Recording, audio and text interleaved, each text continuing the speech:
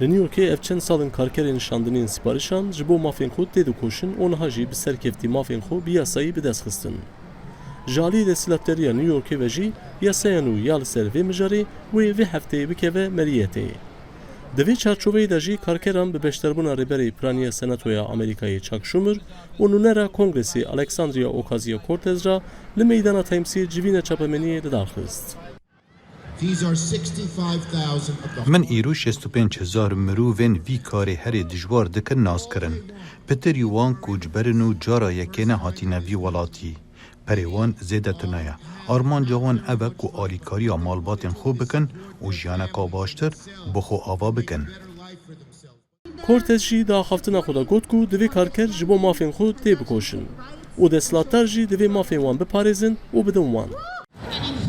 Li New Yorkê karkerên şandiniyên siparîşan bi rêyekî nû pirsgirêkên xwe çareser dikin. Karkerên wir radibin ser xwe û têkoşînê dikin.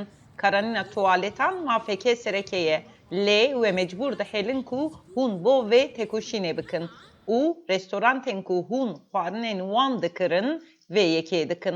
Her wiha application jî bexşîşên karkeran didizin. Karker dibêjin ew îro li vir serkeftina têkoşîna xwe ya kar pîroz dikin. Lewre ev têkoşîne û vê jî encam daye. Dema ku em derve dixebitin restorant nahêlin em tuwaletên wan bikarbînin. Çend xulekan bîhîna xwe bidin û di sermayê de li hundir bisekinin heya ku siparîş amade dibin. Her wiha kompaniyên şandiniyê yên siparîşan jî bexşîşên me dibirin. Wek mînak tu wek kiryarekî $10 bexşîşê didî min, lê kompanî 5 yan jî $6 dide min. Mafên karkeran bi yasayî hatiye dayîn. Lê gelek karker haja wan pê tune ye û ji ber wê jî divê werin agahdar-kirin. یاسایên mafên ku me bi dest xistin wê dest pê bikin lê karê me dê gelek zêde be lewra divê em hemû karkerên sifarîşan agadar bikin û perwerde bikin ku mafê xwe bizanibin. Îro gelek tiştên baş diqewimin û em pir kelecanîn û gelek kes piştgiriya me dikin.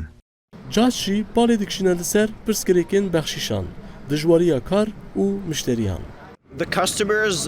Bikirin ku siparîşan didin di telefona xwe da pê li dûşeke dikin û siparîşa wan di 3 deqîqan da li berdem deriya wa ye. Lê tu fikireka wan tune ye ku ew xwarina çawa hatiya wir û gelek caran jî ji bîr dikin. Û li aliyê din jî mirovek heye. Em di demên baxûzê da jî dixebitin û di nav avê da mayne û him bikir jî bi mera peyaman dişînin û bê herz dikin ka çima xwarina piçek direng maye paşî jî bexşîşî jî nadin. Li gor vê yasaya nû bê destûra karkeran divê application nikaribin agahiyên datayên wan bi restoranan ra parve bikin. Agahiyên bexşîşan divê bi awayekî şeffaf bi karkeran ra were parvekirin.